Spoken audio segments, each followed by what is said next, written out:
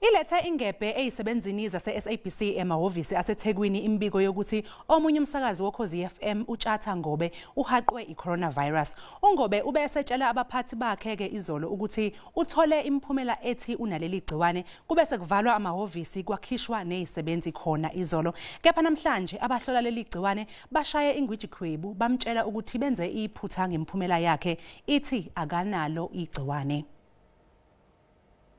Namhlanje bekhala ibhungane ezindlini zomsakazo eThekwini.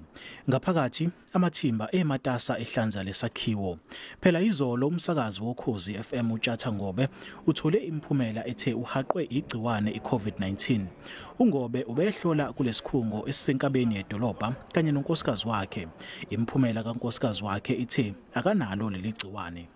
Yabuka imiphumela yathi imiphumela mina I'm positive for COVID-19 unkosikazi wami unegative for iCovid-19 kwasimangaza ukuthi umuntu engihlala naye endlini engiphila naye zonke izinsuku engimqabula zonke izinsuku anga negative mina ngibe positive kwenzeka kanjani sadunyela amakhanda ke so ngase ngivele ke udaba ngilubika ngaleso sikhathi kubaphathi ke emsebenzini ukuthi cha nakusekutholakele lokho ngabathumelela ke neproof ama results ashayo ukuthi hayi nansi imiphumela eating positive.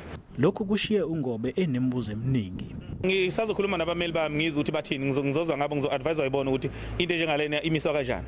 Okunguyena obhekelele ukuhlolwa kwabantu kulesikhungo uSolwazi uPierre Durant uyavuma ukuthi iphutha libe sohlangothini lwalesikhungo esenza lo msebenzi wokuhlola. Usolwazi uDurant uthi leli phutha alijwayele ukwenzeka. It's not that it's not accurate, it's that only one of the three genes amplifies very weakly. So what we usually do with that instance is that we rerun the sample. Okay. You know, none of it's perfect. None of these tests are absolutely perfect, you know. Umsebenzi wokuhlanza lesakhiwo seSABC uyaqhubeka kulendeleke ukuthi leli bhilidi liphinde livulwe ngoLwesihlanu.